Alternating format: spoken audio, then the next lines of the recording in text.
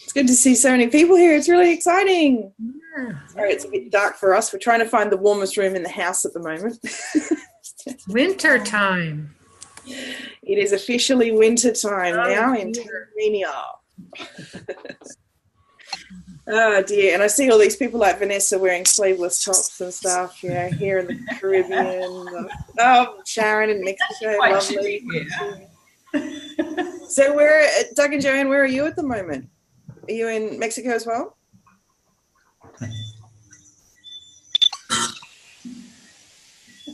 Oh, just try again, Joanne. They're in Ecuador. Oh, Ecuador. Oh, wow. Excellent. The place you were going to retire to. Yes, Andrew and Christopher, got your video there now. Hey, Sharon. Sharon, you're the European show up here in the middle of the night, is it? Yeah, 1 a.m. 1 a.m. Super. You just been out.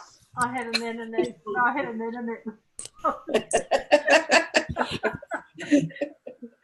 Excellent. Sandra Burnside, lovely to see you here. Really cool to see Heather and Vulcan here as well. First time in the huddle, but we want to pick their brains a little bit because they're our American participation for house sitting in Australia, because you're in Australia at the moment and you've been here for quite a while. So we definitely want to pick your brains about kind of how you can stay in the country. And Naomi, great to see you here again, our regular, but Naomi let us know just before that she's house sat in pretty much every state in Australia. That's very exciting. Well done. Karen, great to see you here. I did get your video recording from yesterday. Thank you. Karen, I believe Karen thought that it was 4 p.m. Monday in Australia, so she hopped onto the call yesterday. I got very confused. And I'm only here for half an hour today, so excuse me when I have to rush off. That's right. Okay. That's okay. And Sandra, if you can let us know in the chat box if you don't have the microphone, where are you at the moment? Are you still in the Americas? Or we actually met Sandra and Todd when we were in Mexico last year. That was very cool. She surprised us. It was so funny. I'm standing at this little shop that sells the best hot chips, and I get this tap on the shoulder because Nat was over at the gelato store. I get this tap on the shoulder and I turn around and Sandra says, "Jody, hello." And I'm like, "Hi," and I'm like scanning up and down. How do I know you? She goes, "I'm an Academy member." And I'm like, "Oh my God." So cool. Excellent. Taylor's got to join us here, and Laura Carolina, thank you so much for coming in as well. Sorry about the mix-up with the emails. So first things first, before we get started, a big welcome to Taylor, who's house sitting in New Zealand. She just graduated the Academy over the weekend, and we spoke with her yesterday, and she's come in, so she's going to be doing some down under sits after New Zealand. So got some extended time in New Zealand because she just slipped in the under 30 work visa, which allowed her to stay longer in New Zealand. But you haven't got it for Australia though, have you? You just did it for New Zealand? Yeah, I had to pick one. I was right at the edge, so I couldn't do like one and the other. So yeah, I picked New Zealand. Okay. Cool. So yes, but coming to Australia, and we'll get to meet up in December in Victoria, just south of Melbourne, or in Melbourne perhaps.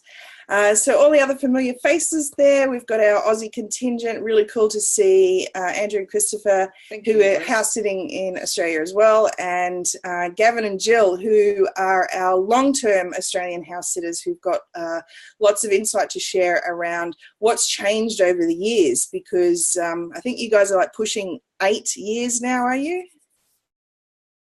Oh, hang on. Stand by. Wait.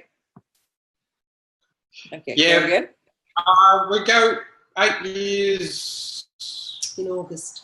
August, or yeah, something like that. Yeah. Cool. So yeah, there has been quite a few changes, and particularly with the platforms. If anybody hasn't already seen with Australia, it's like if you're a member of, Trusted House Sitters or House Carers, yes, they do have some sits that pop up, but they are primarily international sites. But in Australia, there are a lot of Australian dedicated regional sites, and some of which I actually wanted to share my screen because we got in a notification today, our daily notification from Minderhome, and it is just so long. There's so many sits in Australia. It's crazy. And that's just one platform.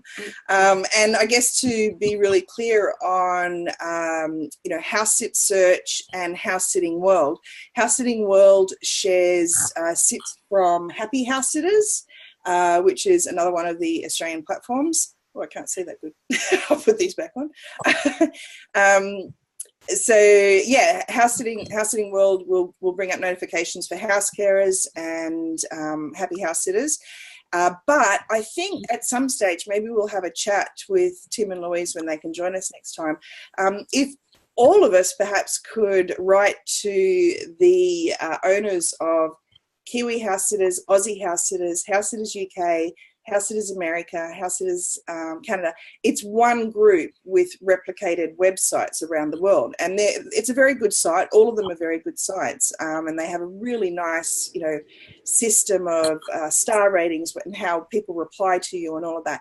But if there is any way that we could convince the creator of those platforms to come onto House Sitting World, then House Sitting World Sit Wishes will just be mind-blowing, because that would provide pretty much everything for around the world, which would be really, really cool. But maybe we need a little bit of extra pressure on getting Nick to say yes to Tim and Louise getting on there. Sit Wishes are pretty awesome, because we actually picked up a sit in Hobart, not far from here, for after this sit, thanks to Sit Wishes, because it only had just come on.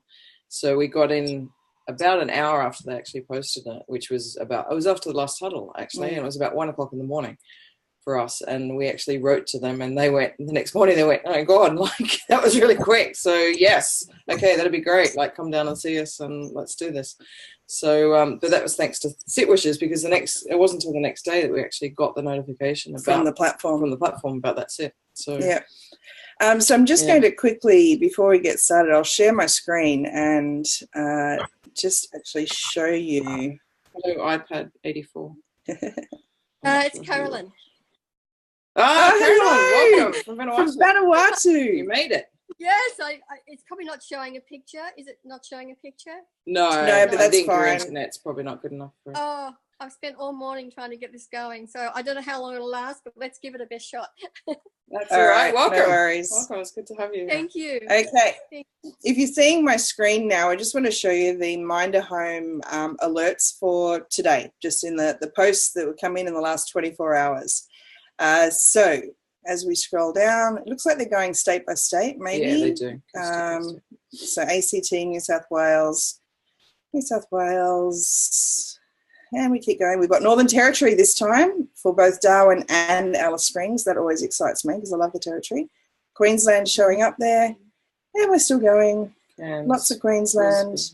Now we've got South Australia. Tanunda, beautiful. Let's say the Barossa wine region. Launceston, there you go. You can go do that one now. Down the Very great. Into Victoria, scrolling down, and then to Western Australia.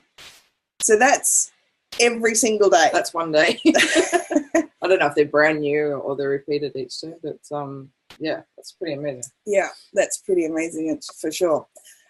So I think maybe to start with, before we kind of hear from Vulcan and Heather as well about their experiences of being non-Australians and house sitting here, let's actually go to the Australians first. So perhaps between Gavin and Jill and Andrew and Christopher. Andrew and Christopher, I'd like to know from you how much house sitting in Australia you have actually done.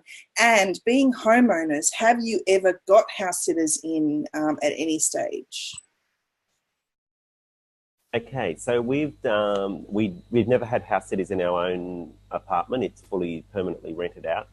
Yep. We've done, just trying to think how many months we've done house sitting in Australia. Probably about 8 months altogether, maybe 9 months, mainly through Aussie house sitters, and that's included Brisbane, Darwin, Sydney, and later this year we'll go to Melbourne. also picked up some referrals and through friends as well. So once friends have found out that we're doing it, they've sort of contacted us, and people are sort of now trying to book us up in Sydney for September 2019, and we're going, we're not sure we want to be in Australia.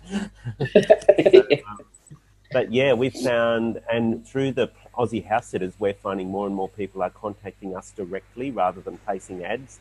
So they'll just go through all the profiles, find us. For example, the sit that we're on at the moment in Camperdown, where we've been for 6 weeks, the guys that we're sitting for went through and got to page 10 where our profile was, and then contacted us. So owners are getting very discerning about not necessarily putting ads up, because they don't want to necessarily be inundated with hundreds of applications.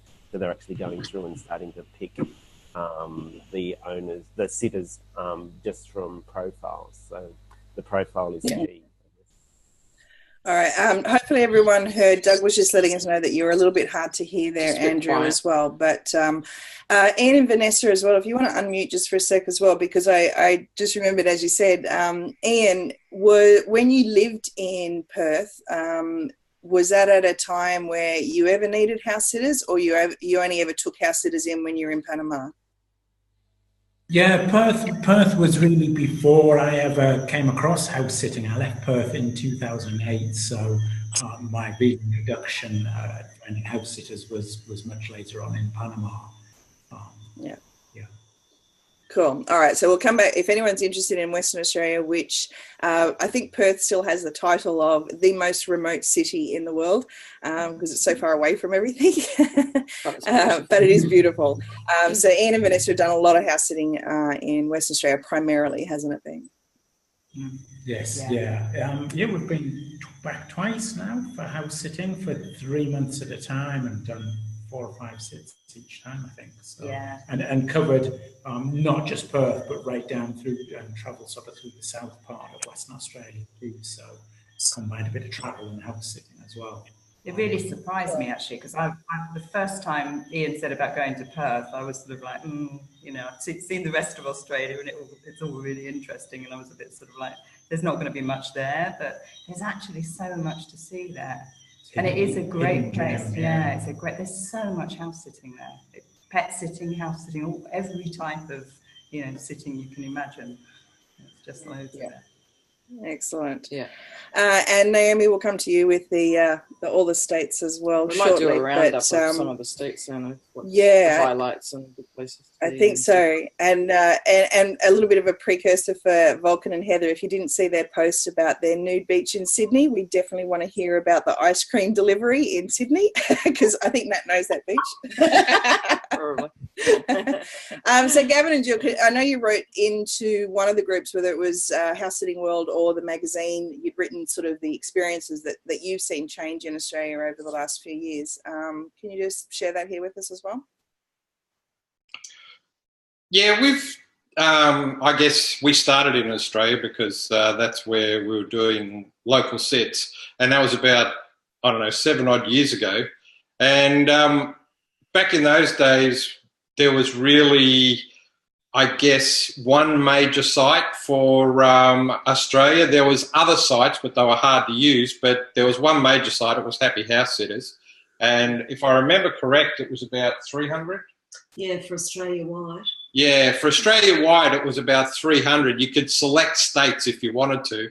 But the thing about that is that there were more homeowners on Happy than there were house sitters. House sitting was, if you wanted to do it, you had to basically pay the cash to do it. So it wasn't like you'd pay a site $20 to join or join a Facebook group or whatever. If you really wanted to house sit and get connections through a site, you had to pay. Unless, of course, you had some sort of referral network. That lasted for, 2-3 years maybe. And then other sites came to Australia. Trusted, I think, when they tried the Australian and expanding, things started to change. And then we find Aussie started to get bigger. Minder Home came on board, and when Minder Home came on board, that basically changed everything. Everything became a lot more competitive. And then, of course, social media came on board. I mean, if you have a look now, social media, I think there's about 12 groups for house sitting and farm sitting and everything in Australia. So the house sitting in Australia now has become very niched in the areas. And that's what we're finding is really changing with social media and more competitive, smaller sites. Back in the early days, it was pretty much a local sort of group that house sat in Australia. There wasn't too many international people that would come over to Australia to house sit, anyway, in our group that we knew of. And so it really has changed. And the thing about it is now is that there are a lot more types of people house sitting in Australia. We've found the grey nomads with caravans and RVs and everything like that are taking breaks during their trips, and they do house sitting as well. We've found that in the cities there's a younger generation that because of house prices in Australia and renting in Australia, they're looking for it. There's a lot more younger families that have decided maybe renting's too expensive, so house sitting's a great way to go. And they're actually starting up their own house sitting groups on Facebook, so they get a lot of connections that way as well. There's international house sitting, and now there's a lot bigger presence of paid house and pet sitting, but also pet sitting. You open your own home to pets. That's paid sitting, and stuff like that. There's everything and anything over here now that's made it a really variable environment to house sit. Well, I guess the big question for you there, have you found it still as easy to get the sits as what you did sort of back at the start, or? Well, I haven't noticed, so I'll put you over to Jill because she does all that. I think when we first started, we might have put out 2 or 3 applications and you were sure to get one of them. It was very quick, very easy. Everything was done pretty much over the phone. Because we were in a camper van, we tended to be travelling up or down, so we were never in the same place to go and meet people, and it was never much of a request either. People were quite happy to have a look at your profile and say, yep, have a chat, was all good. But nowadays, we just found in Oz, people are far more interested in meeting you. You know, oh, we want to meet up with you first and then we'll decide, which of course is not as convenient for most of us travelling. So that's been a bit more challenging. And imagine too for people coming from overseas, trying to get your date as well. You know, when they insist on having a face-to-face, it can be a bit frustrating. Fortunately, most people are tech savvy enough to do a Skype call. But there's still some, in particular the older generation, really prefer the face-to-face meetup. So that eliminates some of the choices, unfortunately. But a bit like Andrew was saying, this sit where at the moment we're actually approached by the homeowners out of the blue off the platform. Don't know why they chose us or how particularly, didn't care. We just thought it was all good. So that was great. So there's still a lot out there who are happy just to have the conversation. But yeah, the percentage, I suppose, of people that really would like to meet is greatly increased. And of course, yes, I reckon I put out about 15 applications now as opposed to 2 or 3 in the beginning. So a lot more competitive. Yeah. Okay, Yeah, definitely. Naomi, have you found the same with your, because you travel as well, so you sort of going not just in Australia, you're going overseas and coming back. So you generally booked up a fair way in advance too. Yeah, no, it's really interesting because, I've been doing this a fraction of the time compared to Jill and Gav, but I've kind of found the exact opposite in my short bit of time. So here I've had one, so the set I'm at now, my repeat every year Sydney set, this was the one homeowner that wanted to meet in advance, and it was lucky that I was visiting my aunt in Sydney when I got her message, so I was able to. But all of my other homeowners in all across Australia, it's all been fine and remote. And this is actually the only place where I've had the one experience, you know, how you have the experience where you apply, you put in a message and say, I'm interested, let's chat. And it's the one place where I got message back saying, yeah, we pick you, you know, with no Skype, no discussion, nothing. And I'm like, oh, okay, sure, I guess I pick you back. It was one of my early sits. Luckily, it turned out to be a good one. And I'm actually going, that's one up in council, and I'm going back to that one after this. So yeah, I mean, it's really fascinating, and I will say, you know, I've had a couple, like I did Darwin in December and January when it was the hottest and wettest and bit of cyclone season, and Narromine, which is near Dubbo, right during the middle of the heat wave and wildfire season and all that stuff. And my ping pong set over in Perth, where I did one set, then went to another, then went back to the first. And rural area north of, about an hour north of Melbourne, and yeah, I don't know what else. But yeah, so it's interesting. I'm sure as I go for more time, I'll probably have a more varied experience. But so far, I've found that people are really into the you know, communication and do a Skype call, and it's been actually somewhat similar to other sits that I've had around the world. Excellent. Okay, and I'll come back to you about driving, because you've talked about a lot of rural stuff there, so we'll come back and talk about driving in a sec. Taylor actually had we talked about that yesterday when we chatted, which brings me to Heather and Vulcan, because driving in Australia, first of all, have you done that on any of your sits, and are you comfortable with driving on the other side of the road? Oh, hang on, just 1 second, I'll unmute you. Yep, good. Luckily, the Australians have been very generous about giving us cars. So we have been doing a lot of driving. Vulcan is really comfortable driving on the wrong side of the road, and I fill in when I have to. The wrong side, thank you. Very cool. So tell us about your, because you've been to Australia a few times, haven't you? Yeah, this is our second time. So in total, we'll probably be here for a year, including within a 2-year period. Okay. All right. So how do you do that with your passports? It's actually, the Australians make it fairly easy. They give you a 1-year visa. And the only thing is you have to leave the country every 3 months. Yeah. Which adds quite a bit of expense. But there are some nice places to see, like, you know, Bali and New Zealand. So when we leave the country when we have to, and we return, and it's not a problem. And how long do you have to be out for? So. It's they don't say, but we try to go for at least a week and up to a month, whatever's convenient for us.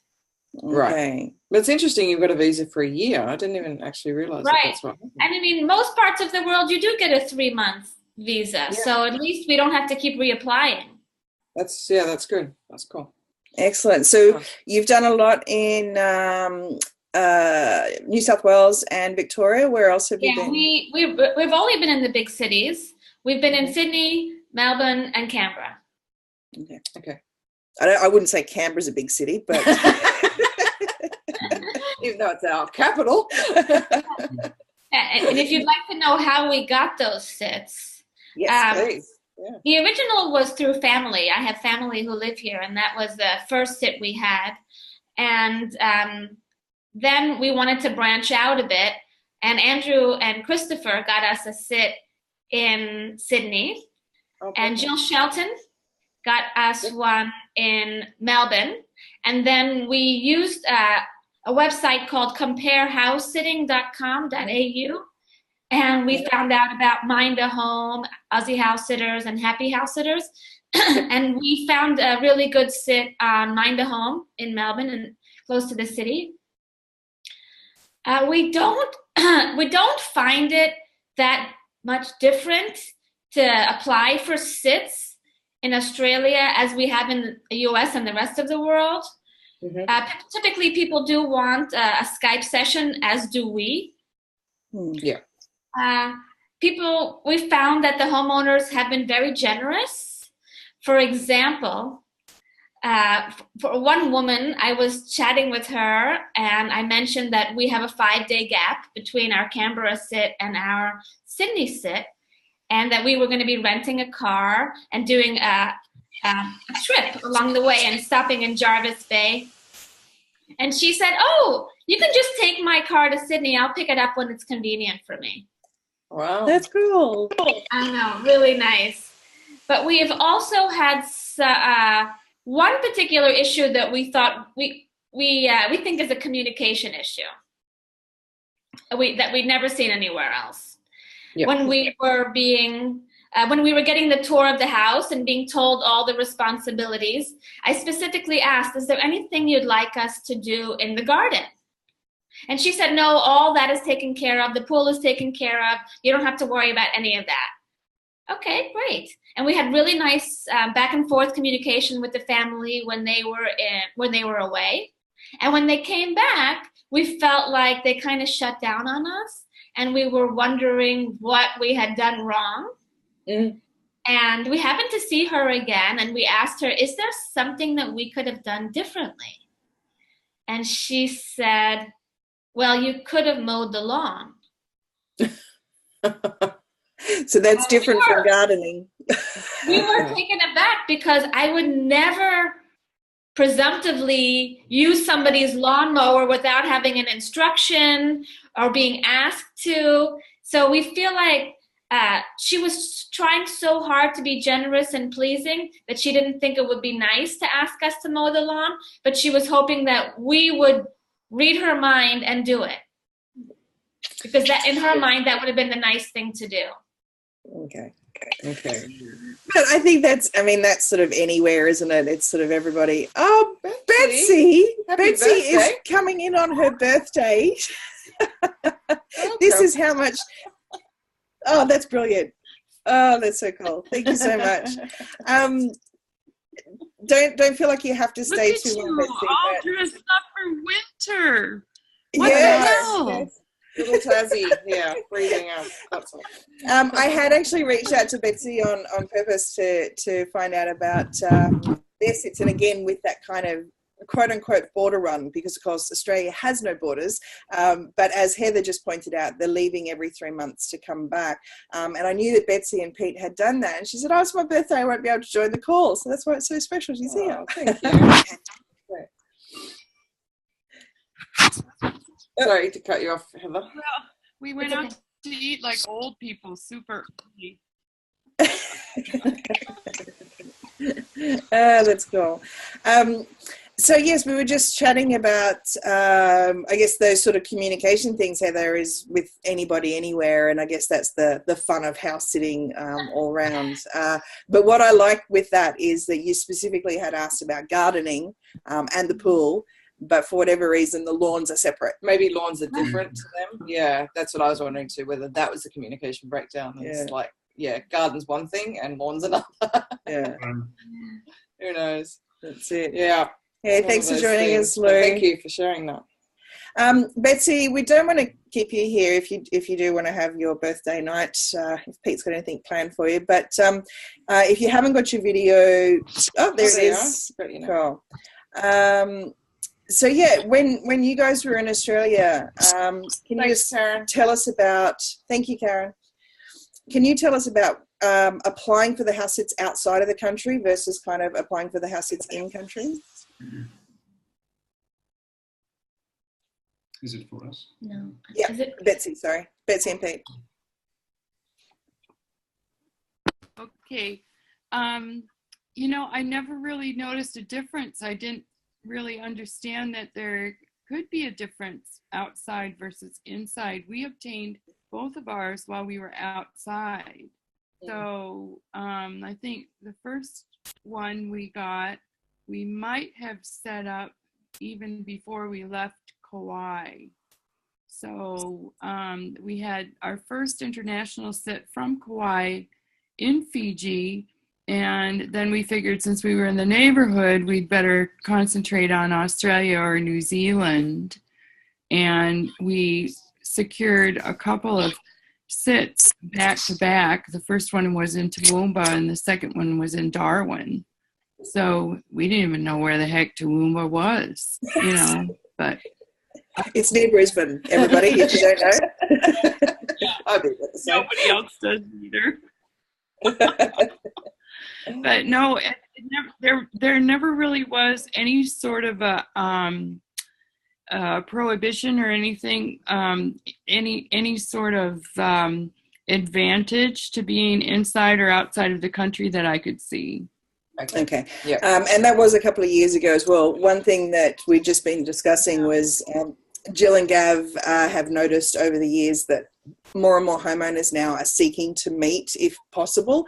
But in regards to that as well, Jill, I found that because we've done all of our house sits for 5 years internationally and now we're back in Australia, I think for us, we may have been causing part of that problem, like we're sort of part of that problem because we get so excited to be able to say, oh, we can meet.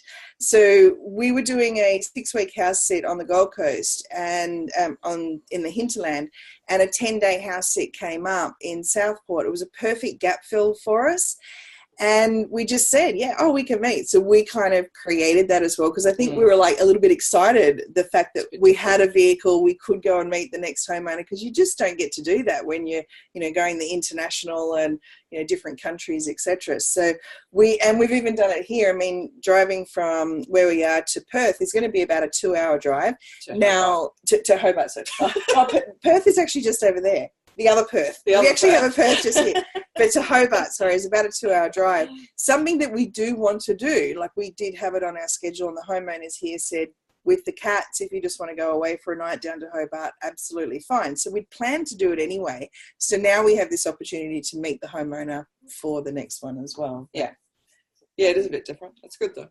Like, I think it's nice to see the house and know exactly what you're going to walk into, but understandably. And I think homeowners here understand if you're coming from international, they don't expect you to have that aspect sort of thing. So it's sort of interesting. One question I had was, do Aussie homeowners prefer Aussies over foreign people coming in? I don't know if that is the case. I was just going to throw that out there as a question, whether anybody has noticed that. Maybe it doesn't even happen. Andrew, you had an opinion on that? Yeah. Hang on. Unmute you. Wait. Okay, go. Yeah, okay. We've actually had Aussies living overseas that have contacted us. That when they see that we're Aussies, they've actually contacted us and said, you know, can you house sit for us? So we did a sit for an Aussie couple in New Zealand, and we're going to be doing a sit for an Aussie couple that live in Switzerland. So, so I think there is some sort of connection there. When they see that you're Aussie, they go, oh yeah, okay, they're going to understand. So well, actually, Taylor, if you can, I'll just unmute you for a sec. Yesterday you were saying that even though you're house sitting in New Zealand, you're finding that you're meeting people who are, say, one part of the couple is Kiwi and the other part's American. Yeah, that's happened a couple of times so far. One of the house sits I just confirmed a few days ago, the wife is Kiwi and the husband was from Florida. So we kind of had, we're talking about that. And so, I've seen that a couple of times where the partner, and so I think that kind of does create a level of comfortability with me being American and coming in, because it just kind of creates an automatic, same thing for Aussies to Aussies, like it creates that automatic like kinship a little bit. Yeah.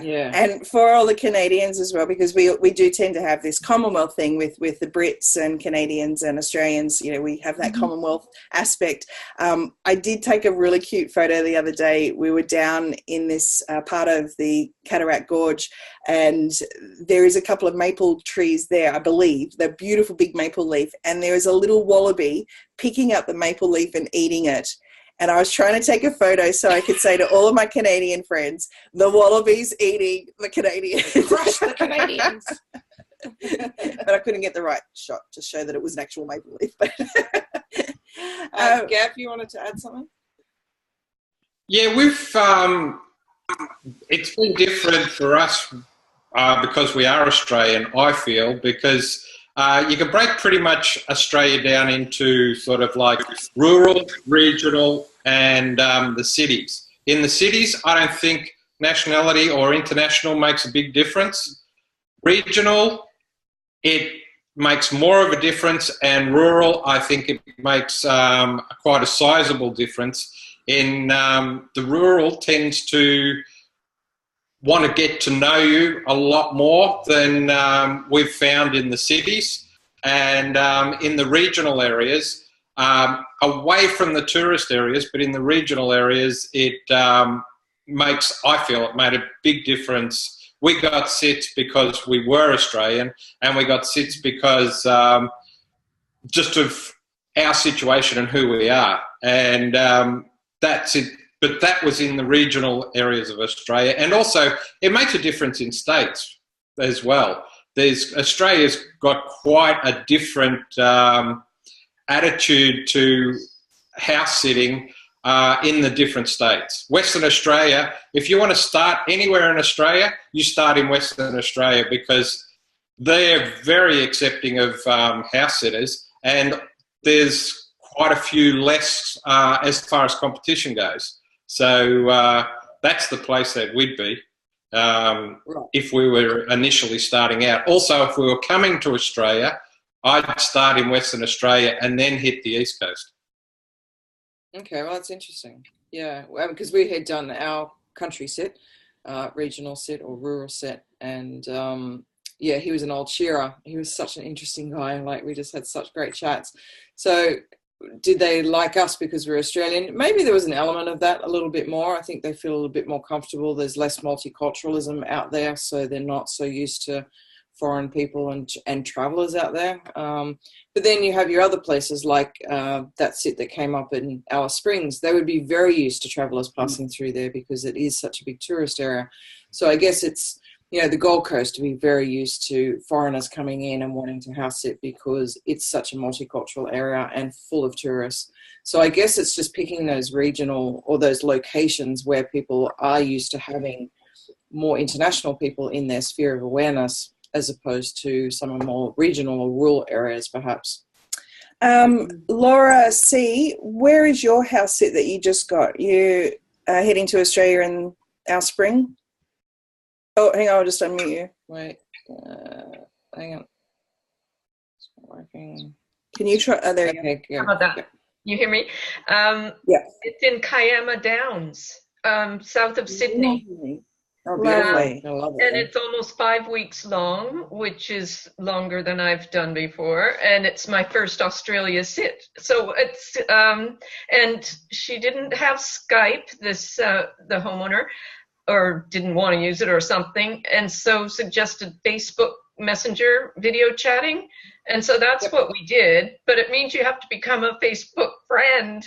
And, you know, I mean, this is somebody I've never even met. And anyway, so, but that went fine, and she wants to send an agreement to me, and she hasn't done that, and it's been a week, so I don't know how that's, I don't have a worry about it. It's just kind of, there's a little delay here, so I wouldn't consider it 100% confirmed because I haven't signed anything yet, but anyway, so. That is a regional area. Have you talked about your transport there? She found out that I can use her car, and so like with the insurance covers whoever's driving it, and so I that's very generous. I certainly wouldn't have expected that, but I'm usually fine with walking or taking the local buses and stuff like that, because renting a car as a single person anyway, it's kind of cost prohibitive. So it was a very good thing that I can borrow her car while I'm there. It's hard enough getting to there. I'm going to have to, I'll be in Melbourne before it, and then have to fly to Sydney and then take a train, and Minamura station is the closest, and then somehow get to their place. So we'll see how it goes. Yeah. Well done. Well, you'll be very spoilt going there for the first time because it's a beautiful area. Really, really lovely. That's what I hear. Nice. But I guess that's the thing with cars, like you mentioned that renting cars here can be quite cost prohibitive. They are expensive, particularly if you're coming from the States or you're used to the States rental payments and stuff like that. They're a lot more expensive here, so they can be quite cost prohibitive. In fact, when we took this set, the lady had a brand new car. They were taking their other car, but she had a brand new car because she's only just retired, so it was her retirement present. And they were quite sort of, they weren't going to give us the car. And I was just really upfront with her. And I said, look, unless we're here for 4 months and we're in a regional little village, and our closest supermarket is 20 k's away. And I said, 15, yeah. 15. But it was sort of like, unless we can have your car, we won't be able to take the set. So I was just really upfront with her. And she said, okay, that's fine. Yeah, that's fair enough. And I said, we just don't have one because we travel internationally all the time. We don't own anything here. So she was fine with that. But we threw it back to them as well to sort of decide and make their own decision. We didn't pressure them at all. But so, yeah, I guess it's being upfront about those conversations as well about cars. So I've unmuted Ian and Vanessa because they got a winner last year, or the start of this year, was it, with that beautiful red Falcon station wagon for $800. Photographed all over Western Australia. That is magnificent. So that was probably worth it. But I guess from an international standpoint, Ian, you're an Australian, so you could just purchase a car. And how did it go with the registration, etc.? Yes, it's something I'm sort of familiar with, having lived in Australia for 7 years and bought and sold a few cars. But I've done that in the past as a traveller when I first started travelling to Australia before moving there to live. And Australia is remarkably easy in some of the states to buy a car, get it registered. The registration covers the third-party insurance, and away you go. You can do that on a foreign license, and you just need an address to do that. So, less than $1,000 bought as a car. We had a great trip, a great couple of weeks trip. We kept the car for the next month, the house that we did after that, and then sold the car, and we actually got the same price for the car when we sold it. So it cost us $0 to run the car for 6 weeks and then sell it at the end of the trip. So it's pretty easy to do in Australia. Yeah. And that was a lot cheaper than hiring. We looked at every option because we had to get from Perth to Albany, and flying there was really expensive. Even the coach wasn't cheap, was it? Because it was over the Christmas season. So that worked out cheaper, and we slept in the car. We actually lived in the car for 2 weeks, so we didn't have any accommodation costs either. So it worked out. You get the whole road trip, which is the sort of iconic awesome road trip experience. You can see so much more because there isn't that network of public transport to take you to all the little places. A car. Yeah, and Andrew did put that into the chat. If everyone wants to read in the chat, Andrew did actually point out, like, whenever you are applying for SITs in Australia, make sure you ask about the transport. We don't have a great interconnected public transport system here. So dispersed. Unless you're in a city. Places, That's the thing. Cities, you'll be well catered for in public transport generally. But outside of just even some of the suburbs and stuff are not going to be covered by transport. So, because we're just so spread out. So you really do need to ask about the car. But technically, I think, and correct me if I'm wrong, anyone that has sat here or comes from here, but the insurances should cover you here for international citizens. So generally it's like over 25s, or some insurances will, if they want to reduce their insurance premiums, they will name people on their insurance policy, which might catch you out a little bit. But generally it's sort of this over 25, or unless it's changed now. It's basically more like the US and Canada, and nothing like the UK. So in the UK, the driver is insured, not the vehicle, and it's sort of attached to the vehicle as such, which is why, generally speaking, you're not going to be offered a car in the UK. But in Australia, and New Zealand is the same as well. And I did come across another site not long ago because I was looking at, because this is a brand new car of hers, she didn't want us to rack up the Ks, and it would be quite easy around Tasmania to do that because there's just so much beautiful stuff to go and see. So I was looking at different options and ideas, and there was a site, and I can't recall the name of it right now, so I'll have to find it, that actually allowed people that, you know, have their own cars and they don't use them during the week, or they've got a second car they don't use at the moment, to actually rent those out to people. So it's like an Airbnb for cars, for just private vehicles, and they're a lot cheaper. So some were $20 a day. I'm sure you can negotiate on some of that stuff as well, and you just either drop it off or pick it up or whatever. So Car Next Door, that was go get. And even just having a look on Gumtree. So Gumtree's kind of like our Craigslist in Australia. So Gumtree, you'll sometimes just come across things like that, or even put it out. A lot of people will just put a free ad out, say, hey, I'm looking for this or that, and you can put it out and say, has anyone got a spare car I could hire for a couple of months? Car relocations, yeah, I've done that too in the vans. So often there's cars or vans that need to be relocated from state to state, and so you can pick those up really cheaply, and it's a really nice way to travel.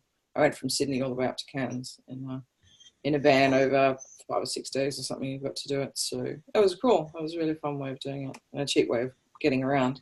Yeah, definitely. Flying is a lot cheaper these days in Australia to go from state to state than it used to be. It used to be super expensive to get around Australia, but we've actually, I think now, I was looking the other day on the airlines, we've actually got some of the cheapest airlines in the world right now in Australia, so it's actually not too bad to get around from state to state if you have to.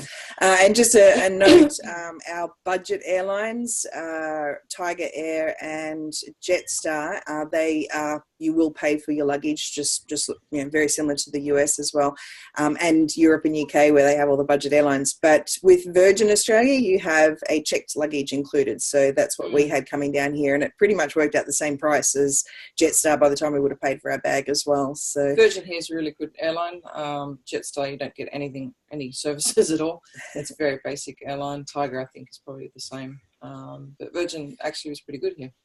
Yeah, and there's a big joke around Tiger Air is they may or may not fly. Yeah, they do cancel flights quite regularly. They do cancel flights a lot, yeah. Don't know why, but be a bit careful of that if you've got to house it to get to. And other places as well, like flying in and out. And Naomi, it'd be interesting to let us know when you are going to Townsville, because Jenny Lincoln is going to be up that way as well for a few weeks or a month before she starts a Gold Coast house sit that we referred to her as well. But yeah, with flying into the country, Gold Coast is now an international airport, has been for a few years, but it's pretty easy. Like I flew in from, when we came back from the UK a couple of years ago, I flew to Singapore. So the flight component I did from UK to Singapore was like a round trip with Singapore Airlines. And I think I did, was it Singapore? Oh no, we've done it a couple of times. But then we did one of the cheaper flights in with Fly Scoot, and I think it was like $220 or something from Singapore to the Gold Coast. It was like, really? That's insane. You can get yourself to Singapore, which is a major hub for coming to Australia. If you're coming from obviously Europe or UK or Middle East or from that direction. Singapore definitely is a good stop off, and they've got a great airport. And yeah, just take Scoot to Australia, to the Gold Coast. It is super cheap. And if you're coming the other way from the US, we stopped off in New Zealand this time, so that was awesome, and that's a really nice stop off, definitely. And we got to fly Air New Zealand, which I swear I think it's better than Qantas. It was really beautiful. They're a really good airline, really beautiful, and such great service. We had so much fun with the hosties, and it was really fun. But it's definitely a nice way to break up a really long trip from LA. So absolutely. Sharon Bowater, when you first started house sitting, I'll just unmute you there. When you first started house sitting in Australia, because I know you'd been in New Zealand for a little while when you first left your house, did you find that through your network, or was that actually through a platform? No, I was using Aussie house sitters, and I house sat for 1.5 years around Aussie, and mostly Sydney, Melbourne, Canberra. Yeah, I think that's all I did. And Brisbane. Yeah. Okay. So I didn't have any trouble at all. And I think being a solo female sitter, I tend to get sits with solo females because they, you know, they like to just have a lady come in sort of thing. So I have no trouble at all. They don't have half the time they, like somebody else has said, they look at your profile and ask you without even you having to apply. Yes.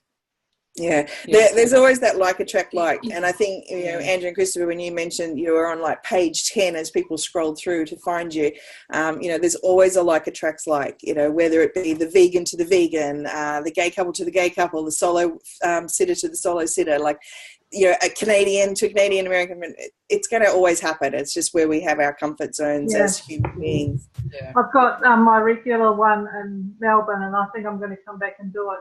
I've been trying to find somebody else to do it, but I think I'm going to land up coming down because I'm going to be a grandma again. So I need to come and meet my new grandbaby. Yay! So we might see you. Yeah, so I'll be there at Christmas time. And good point, Gav, as well, with that like attracts like, the pilgrims to the pilgrims, because these guys did the full Camino de Santiago last year. So the conversations that happen around those who do the walk, you know, it's very community driven, that like attracts like, isn't it? Yeah, and I was in a pilgrims group about, I don't know, 2 months ago, an Australian one, and a girl put up and goes, I can't do the Camino this year. However, if anyone wants a house and pet sitter, I've done it before, and of course, there's that many Aussies that are going over there now, and they start off in just after July generally for the French Camino, and everybody's going, oh yeah, can you sit? Can you come? Oh yeah. And I just thought, dope. Why didn't I think of that? Because yeah, it's like attracts like, absolutely. Yeah. Well, it's interesting. I'll just, you know, veer off a little bit with regards to what Eden shared in the house sitting summit. So when she was planning on going to Thailand, she went and joined, you know, the Thailand expats group. And sort of then there's locations like the Chiang Mai or the, you know, Phuket or the what have you. And she would never just go and post, you know, hey, I'm available to house sit, because, you know, as a social media manager, she understands the rules of the game. But she would answer stuff, like she would share stuff like, oh, I just saw a really cheap fare from Bangkok to wherever. And people would go, oh, that sounds good. You know, and then she says, and if you happen to be taking advantage of this fare, you know, back to the States or whatever, I'll house it for you. So she was like giving and offering at the same time. So that's kind of, and Gav, if you wouldn't mind, I know you've got kind of a good list of all the different groups that are out there. Like you were saying, there's the groups for the rural sits, the groups for the farming sits, the state by state. Like if you know the list of all of those groups, maybe you could share it in the inner circle, and we'll share it out to all Academy members as well. But you know, if you are looking to come to Australia, and Doug, our network specialist as well, you know, perhaps you won't need to join the platforms, Doug, with just the inner circle and through the Facebook groups, etc. as well. And yeah, I was going to say, don't be afraid to network when you're here, because we went to my niece's first birthday and got chatting, as you do, to, oh, you're the ones that travel all the time, so we hear about you all the time. So I got chatting about that, and then it was like, oh, we're going away in such and such. Could you come and house it? And it's like, no, we can't, we're busy. But so Jen Lincoln's doing that particular set. But then the next thing is we're getting an email from their friends saying, oh, I believe you house it, and you've got a network of people, blah, blah, blah. So it's definitely spreads very quickly here. From people will talk to their friends and their family and stuff, because you know, putting dogs and cats into kennels and stuff here is super expensive. And, you know, definitely not preferable for people that have got pets. So they would love house sitters over, you know, having to go through that whole process. So don't be afraid to network here and say what you do. And you'll be surprised at where that goes to, like just the networking that goes on amongst all the people. And Vanessa, if you have got the link to the Australia issue of the magazine as well, if you can drop that into the chat box. So one of the issues of the House Sitting magazine was all about Australia, and Nat's sister, Mandy, actually contributed with an article about Tasmania, because they've been house sitting in Tassie now for a couple of years. And they've got an actually interesting story, because now that her husband has picked up work in Hobart, they literally only house sit around Hobart, and there is enough to keep them going just in this little tiny state here, which is just incredible. Like, sorry, I forget who was saying it just before, where the might have been, I can't remember who it was, saying that, you know, if you have the downtime, that they'll actually the homeowners will offer their place or their holiday home or whatever, and that's exactly what's happening with Mandy and Andrew here, is that they do have downtime, because Hobart's not a massive city by any means, so it is a little bit more difficult to fill in their whole time and go back to back. But some of their homeowners invite them into their house. Sometimes they're there. Sometimes they'll just say, I'll take the caravan and go. If you guys are going to be here for a week or two and you've got downtime, we'll just take the caravan and we'll disappear for a couple of days. So they've got a couple of bases now established here where they've actually been able to do that. They've got stuff stored at one people's houses. So it's been good. They've been able to manage their time here now that he is working in Hobart. So sort of that you will find homeowners are quite generous here in terms of helping you out as much as possible.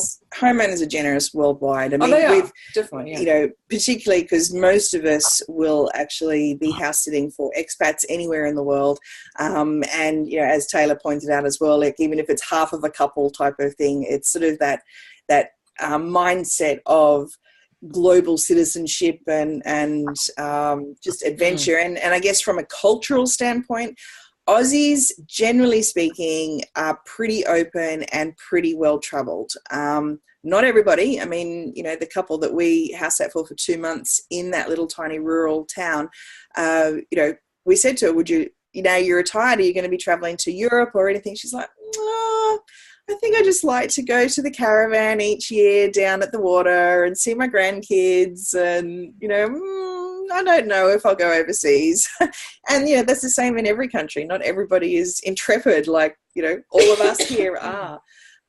So, yeah, it's always human nature of everybody. Definitely. Doug, you were asking earlier about how far in advance homeowners are booking up here, and I did notice the boys said that homeowners tend to get people earlier, sort of thing. They will book them up. We've sort of noticed both. I think to me, it's not much different to overseas, where you get the short, like, you know, we need it in a week's time for like 3 weeks. And also the long term, it's a fair way out sort of thing. So we're starting to see sits come through now on the minor home listing for December and Christmas. Yeah. People are jumping in already for that. And up to probably September or so from that day-to-day sort of version. At the moment, sort of we're looking around July is starting to show up a lot. So the 7th month is starting to show up a lot. So I guess we're a couple of months out. People are starting to look. And if you haven't already researched, Doug and Joanne, being Canadians, Laura's just shared here that as a Canadian applying for a visa, she could choose either 3 months or 6 months. So, of course, she chose the 6 months. So that's good to know, actually. That's cool. Excellent. Sharon, did you want to say something? Sharon B? That's completely off topic, but you were talking about, I don't know what you're talking about, but where I am here in 𝗲𝗲, Belgium, it's a little city miles from anywhere, and I'm staying on a houseboat, and the girl that lives on this houseboat was in Taupo earlier this year. Oh. How was that? I've been in there. That's where town of Champion. Yeah, crazy. Just spending a year. That's amazing. So you're on a houseboat at the moment? Yeah. I have my house sit is for 2 months, but it's a split sit because they had other friends coming in for a week. So I was going to go to Ibiza with a girlfriend, but I can't be bothered. So I just got an Airbnb here for a week because I like it here. I see. Yeah. So you're in a B&B at the moment. You're not on the boat. Yeah, I'm on the boat. But the boat's the Airbnb. Oh, the boat is an Airbnb. Yeah, it's a river boat because the News River runs through 𝗲𝗲. There's lots That's of them. cool. Yeah, that's cool. That is very cool. Heather, I'd just like to unmute you again. Was your article, which was your article that got into, was it New York Times, or you got published somewhere? Was that about Australia? Oh, that's right. Hang on, I'm just going to unmute you. Mm. Yes, can you hear me? Yeah. Yep. That was the New York Times. And what was the article? Very cool. So we went to Chowder Bay, to the nude beach in Sydney. And as we're walking down the beach, just sort of wandering around, taking a reconnaissance mission before we took off our clothes, we noticed that there was this little red speedboat rushing towards us, which seemed very strange, almost like it reminded me of the Coast Guard in the US. And I jokingly turned to Vulcan and said, we're about to get a ticket for not getting naked. And it came all the way up to the beach, and we took a step back, not really sure what they wanted from us, and we realized that the people who were lying down on the sand started to jump up and walk towards the boat and stand in line in front of it. And that's when we realized it was the ice cream man. That's a good gig for the ice cream man. We thought that is so cool. In Australia, they have the ice cream man coming by boat to the nude beaches. It's very hot here. I mean, and congratulations on being published in New York Times with that story. That story particularly. It took some nudity. Awesome. We finally got in. Well done. Oh dear, that's brilliant. Cool. That's very cool. So if anybody who hasn't been to Australia as yet, do you have any questions about kind of locations or anything you'd need to know? And I guess we have to bring up the whole bug factor that everyone freaks out about around the world. Our killer bugs now. Betsy. Massive.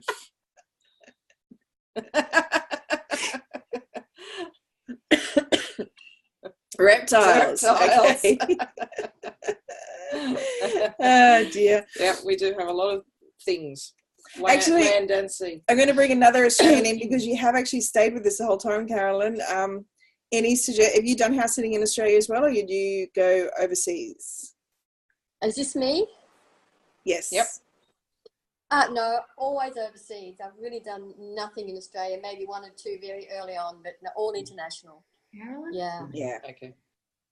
So, yeah, we were kind of the same until now. And I guess we really wanted to finish off, I guess, with our story about how this even came about. So at Christmas time, we had a house sit. There was a referral from a friend. I've had that too, and it's freaking scary. Oh, God. The chat's going on at the moment about bugs and reptiles. So, yeah, we had a referral house sit over Christmas and New Year's. It was our first time back for that period where we had to juggle family time. And it wasn't a pleasant experience at the time because we were dealing with some stuff with Nat's mum and dad and even my mum and dad to a degree. And I guess we were kind of quite stressed. And when I started getting these checkups on my nose, skin cancer and stuff, it was becoming clear that I'd need to stay for a lot longer than what we originally planned. So we get on and we start looking at what house sits are available and start applying for a few. And we're getting either no reply or sorry, it's been filled, and we sort of literally sat back and went, this doesn't happen to us. We haven't had this before. What the hell's going on? So we actually went back and had a look at our profile, and and even the way we were writing was probably a little bit too formal, I guess, because Aussies can be a bit more laid back. So we just tweaked our profile a little bit, changed our application writing a little bit more, and just became a bit more relaxed ourselves. And it was even funny that there was one that was going to be 2 months at Lennox Head with 2 months at Lennox Head, which is a beautiful part of the world, and no pets, and all these things started giving us normal flags. But we were kind of in this stressed out situation where it was like, oh, but 2 months would be great. And, you know, there was no car. And I'm thinking, oh, I can get my brother-in-law to sort out a car for us. The internet wasn't great. It was like, oh, we'll get an extra mobile data plan. And all these things kept saying no, no, no. And then when she finally came back and was like, oh, we've gone with somebody else, we're like, of course, we weren't meant to do that one. And instead we went to 𝗲𝗲𝗶𝘀𝗵 in Victoria, this little tiny town of 500 people, and had the most amazing experience because we got to meet this old sharer who had the best stories. I mean, if you want to have that Aussie icon of storytelling, you know, growing up on the land, like, he was just amazing, and we loved being there, loved being in the rural area, in a place we hadn't been before. So it started to feel like, instead of just going for house sits in places that we were familiar with, taking on house sits in areas that we hadn't lived or been to before felt as almost as like, we're overseas again. Kind of like, yeah, well, now we officially are overseas in Tasmania. But yeah, it was kind of like, I started to change our own mindset. So I guess the point of the story for us with regards to the applications and what we were, you know, woken up to, is it all still comes from you. It's all still your intention. It is all still how clear you want to be and how much you trust your own intuition with regards to what feels right, what doesn't feel right. Don't kind of, you know, negate on your own boundaries and, you know, things like that. It's like always, yeah. Very true, Betsy. Red flags are red for a reason. Can yeah, I just, definitely. I think in regard, am I still on? Yeah. Yep. So in regard, you were talking about the vans earlier. I used to drive the vans all around Australia, and you can actually get paid to do it as well. So that's another avenue. So they'll pay you a wage if you put your name down on the list. Yeah. Excellent. And your flights. And your flights. Oh, okay.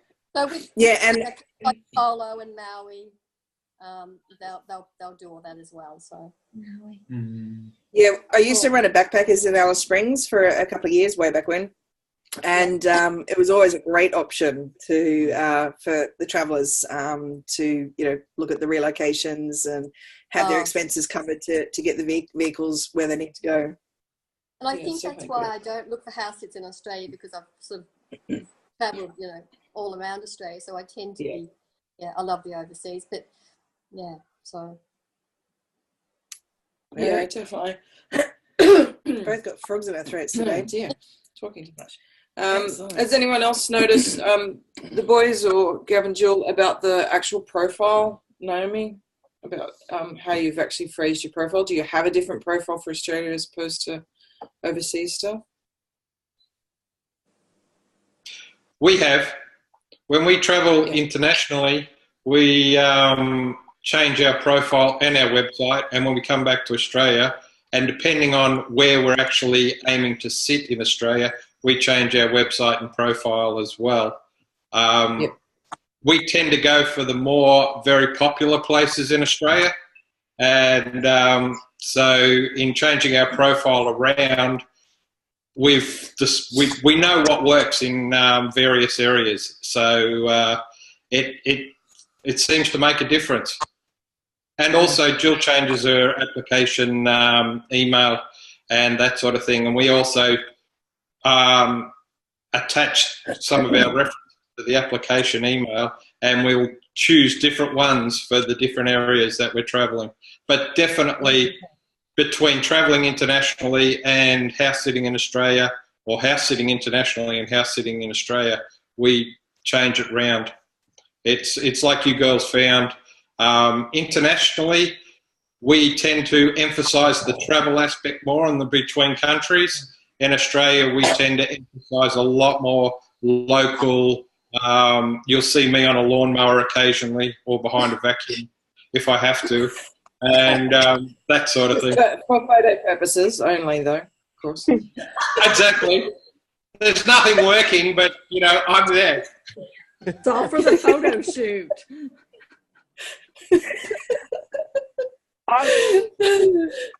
That's what you're supervised. I found it, you know, it goes back to what you were talking about the like attracts like thing. I don't change anything about my profile or anything, but I do customize like initial messages. And so, for example, I'm that really odd duck in that I'm the triple citizen. And so my profile says that, and I've got the family in all 3 countries. So I find that when homeowners, you know, read my profile, they get attracted to whatever piece of me they identify with. And like, I don't think I would have gotten the set in Narromine if my mum's family wasn't from, you know, Bowral and Yass and Mossvale and, you know, all the kind of inner New South Wales area. But, you know, then I probably wouldn't have gotten a couple of sets in Europe if I, you know, didn't have, you know, wasn't also a British citizen and, you know, all this stuff. So I think I'm that odd duck in that I have the kind of multi stuff. So I just leave it as is. I'm like, I'm just transparent. Well, it's either framed as odd duck or fascinating. Sorry? Like if I'd look at your profile and go, you're fascinating. Look at, you got a little bit of everything, 3 passports. That's unreal. But just with regards, before Christopher, I know you want to, sorry? Sorry, David? I've got the 3 driving licenses too. You were talking about driving earlier. I have to, every place I'm in, I have to go, okay, I'm in this country, left side, right side, before I get in the car, just to make sure. Yeah, totally. So with regards to our profile, just the part that I feel, you know, our profile obviously talks a lot about what we've done and what we've created online and whatever. And in Australia, there is a very well-known thing called the tall poppy syndrome.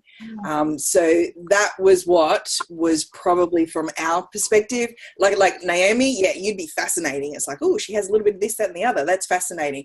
Somebody looks at our profile and it's like, oh, we've, you know, got the House Sitting Academy, we've done this, blah, blah, blah, we're on podcast, and it's kind of like, they're a bit up themselves, you know, that sort of attitudes that you can have in Australia. So we kind of mention that pull all that back down a little bit, and yeah. So Christopher, did you want to add to that? Oh, hang on. Oh no. Sorry. Yeah, okay, go again. Can you hear us? Yeah, no. Okay. Yeah, I totally agree about the tall poppy thing. One thing that we do, not so much change our profile, but change our approach with our email of introduction and that sort of thing. And I think that's one thing that Australians can get put off by, especially if it's coming from outside the country. If you're firing heaps of questions at people, I don't think Australians like that so much. I would save all that sort of stuff and weave it into an online conversation with them. Yep. I also think that you've just got to sort of be a little bit more laid back than maybe what you would be if you were applying for a sit in the States. Maybe they have more competition there too that you might have to worry about, and sort of you got to try and stand out. But I think generally in Australia, if you come across as genuine, people see that, and that's when they make that connection with you. Yes. Yeah. Good points. Yeah, really good points. That's making me laugh because our little breakout course of the House Sitting Academy, which is just the first module or so of the House Sitting Academy, is called the Set Up to Stand Out Kit to help you create a great profile. And it's almost like, well, not in Australia. Set up to stand down. Stand down. To be one of the crowd. That's very funny. Okay, so we've gone for 1 hour and 15 minutes for those watching the recording. Any other questions or comments from those that have sat here that we haven't covered? I think if your profile looks too professional, and it scares some people. Like you're too. And also, when I'm applying for a sit from overseas, some homeowners see about, like, I'm in another country and I'm applying, so how there's so many things that could go wrong that I couldn't get here in time, sort of thing. People worry about that. So yes, they do. If I say I'm going to be in the country on this date and it's a week before you want me, there's no problem. I think that's a really important point, Sharon, because it is so far away and it's so expensive. Homeowners here probably do concern themselves that if people are coming from Europe or the UK or US specifically to come here for their sit, even though it might be the start of their time here, you may find that you're going to have to give them some sort of reassurance or flight tickets, copies of, or something like that to just say, yeah, you're definitely coming here. So yeah, they definitely do worry about that. And even so, like we applied for the sit in Victoria, and they thought that was sort of a long way for us to go for a sit for 2 months, which I guess in the grand scheme of things it actually is, because we could have sat somewhere where we were. But we were trying to get away from some friends and family. We're on a run. We had a break. 5 minutes. But we went to rural Victoria, just leaving the Gold Coast. No one could find us. But yeah, so it was, but they were sort of like, oh, you want to come here, like all the way here sort of thing. And she was a little bit funny about us going there as well. And it's sort of like, yeah, I guess the distances here are so great that people do concern themselves, homeowners, that you are going to be traveling a long way to get to their sit. I think I did a sit last year in San Miguel, Mexico, and it was only a 3-week sit, and yet, I mean, she was just absolutely amazed when I turned up. I mean, she just couldn't believe her eyes that I actually came, you know, and her husband kept saying, she just said, this girl's just never going to come from Australia, and which was really interesting. And then the one I do in Sri Lanka is a B&B, so it has guests and, you know, staff and everything. And yet the people there, they left the day after I arrived, just total confidence, you know, to run a business. And so it's really interesting, the differences that, you know, that you find between different countries and different people, I think. Yeah. I mean, if I had a business like a, you know, a 12-room hotel that, you know, can be totally messed up by someone coming in and running it, you know, I think I'd want to be there a bit longer than 24 hours to, you know, so it's quite interesting. Even in Australia, we've found that we, like we're going to Melbourne in August, and the reason we wanted to get that set was we've only ever been to Melbourne for a weekend. So we sort of communicated that with the owner to say, you know, we're from Sydney, but we want to sort of explore Melbourne more. So we always sort of give the reason as to why we're applying. And it so happens that I've now got a friend getting married at the same time we're down there, so we can go to the wedding as well. So it's sort of, it all works out. So, and then we got... We did Darwin because we'd been to Darwin for a week and loved it, and we thought we want to go back and explore that more. So we applied for that sit and told them why, and we got that sit as well. So yeah, it's interesting telling them why you want to be there. We had to do that for rural Victoria because she was trying to work out why we'd actually want to be there in a town of 500 people. And also we sort of tell them our lead up to get to their place as well, so what we're doing before that, and you know, the dates match up and all that sort of stuff, or we could slot you in after that before we go to here. So just giving them that sort of sense of where they fit into the picture, we've found has helped us a little bit too. The last thing I want to discuss before we head off to wrap it up is for those who travel internationally, how do you find the costs in Australia? And we're not talking about, I think we make it very clear up front, eating out in Australia will send you broke. But from a grocery standpoint, transport, etc., like in comparison to other parts of the world, if anyone's got any opinions on life in Australia from that standpoint. And Eden, if you're watching this recording, yes, cigars are expensive here. You can only bring in 25 cigarettes and probably 25 cigars, so that's it. The Pacific Islands are very expensive food-wise, so very expensive. Well, Vanuatu is, it's very expensive. The people that have me here cover all my costs. They pay for all my food and everything, but it's a great sit. But it's very expensive to eat here, Yeah. Betsy, how did you find it? You were here a couple of years ago? Hang on, speak up. Have you got a microphone near you? Really quiet. How's that? Is that better? Yeah. Yep. Okay.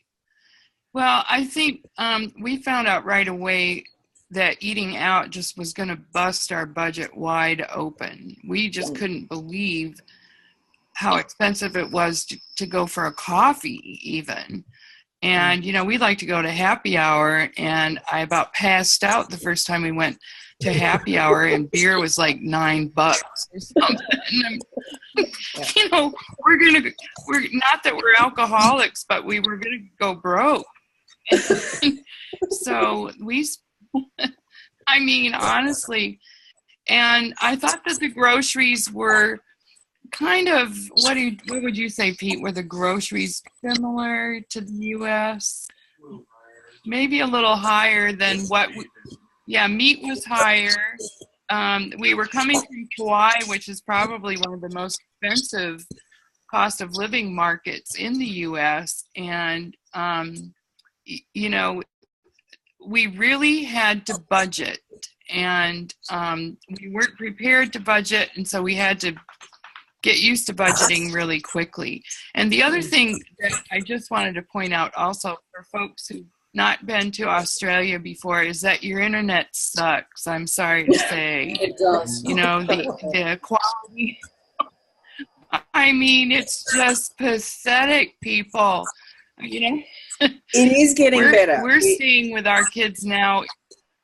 Well, we've got satellite internet with our kids now here in rural Minnesota. And well, Pete's like, that's worse.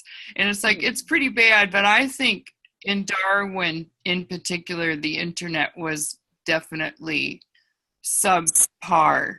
Yeah. And I just hope that your politicians can figure out a way to develop the infrastructure down there, because it's really putting you all at a disadvantage, I think. And for us, we make our living online as most everybody else does, and we found it detrimental, and it was quite it was a big priority for us in our decision making.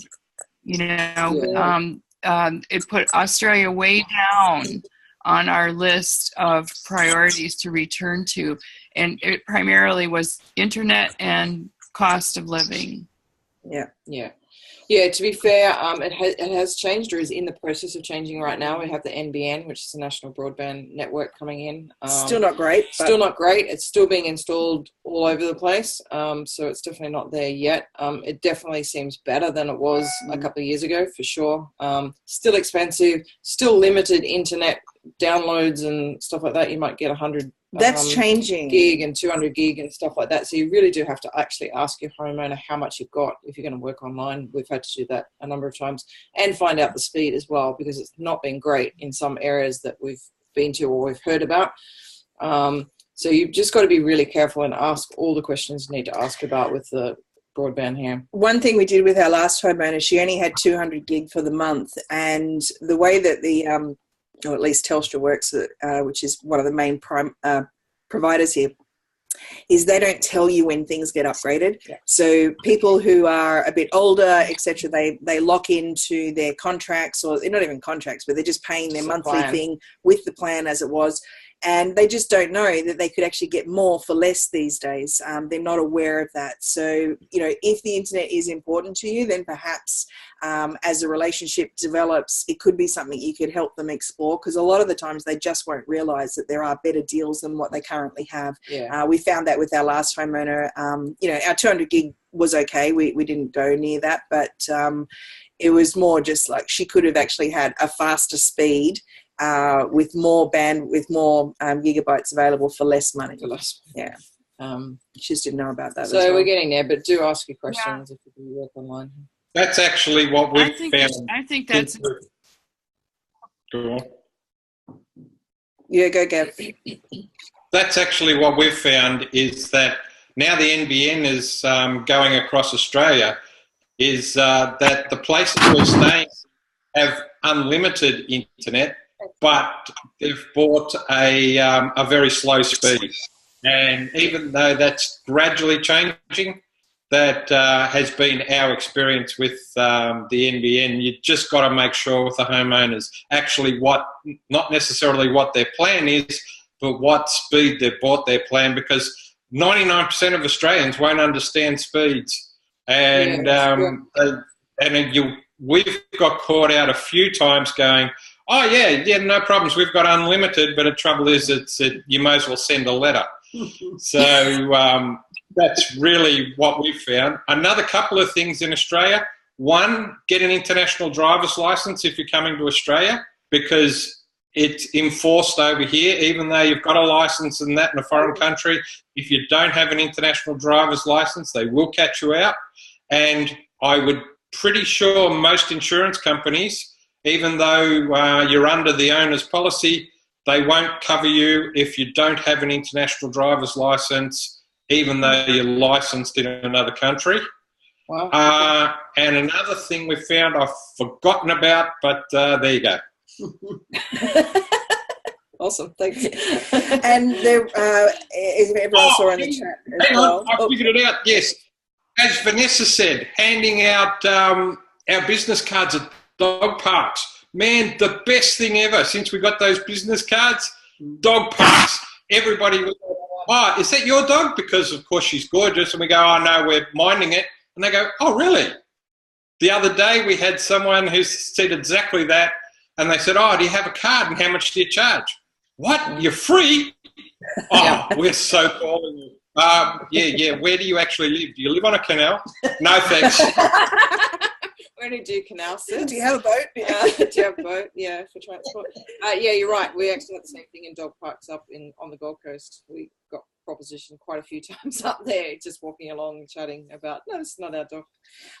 So just a bit of a roundup of, yes, cost of living in Australia, not too bad, which is why house sitting is so good. If you eat at home, groceries. We haven't found the groceries to be ridiculous. We've been in places not as cheap as Mexico, but and a little bit more expensive than the US, but not too bad. But not as expensive as, say, Barbados. So some of the islands, of course, are going to be more expensive for certain items, particularly imported items. But BYO, and I remember about 25 years ago, my friend who I went to high school with married a British guy, and his first trip to Australia, we actually went to the bottle shop and we bought a 6-pack of beer and some wine. And we just thought, he's this big, tall, strapping lad. We'll just give him the booze to carry to the restaurant. He refused because he didn't understand the concept of BYO. And it's like, BYO is bring your own alcohol, and it is okay to take it to a restaurant. So, yeah, he was like, you can't do that. That's just so rude. It's like, no, actually, when you see, as Betsy said, when you see the price of the alcohol at the restaurants, choose a BYO restaurant and you can afford to eat out. The food costs equal to Canada, probably on par. Yeah, I mean, depends. I mean, we were on Gabriola Island, and that was like incredible. That was as bad as Barbados. Yeah, like, I think the mainland Canada. But... yeah, I would say it's on par with that, definitely. Yeah. And of course, you got the Aussie dollar too, which is less than the US, and you've got all those considerations if you're coming from other currencies as well. So we're not as high as others.